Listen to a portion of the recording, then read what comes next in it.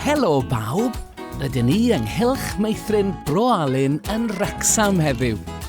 Mae plant Bro Alun yn wych am ailgylchu. Dyma nhw.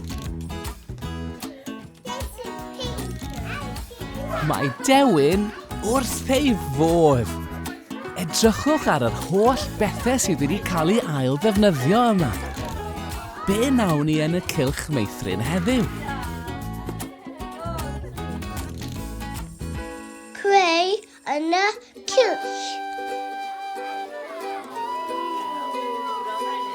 Mae'r plant yn creu potyn planhigyn gan ddefnyddio poteli plastig.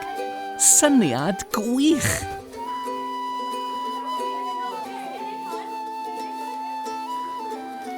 O, mae'r papur wedi gludo i dy fus. Wpa days!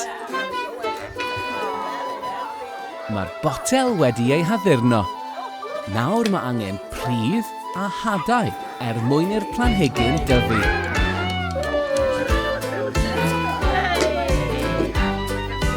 A rhoi digon o ddŵr i'r hadau. Dyna ni. Rwan mae angen gosod y botel yn yr haul. Da iawn bawb am ailgylchu. Hwyl fawr!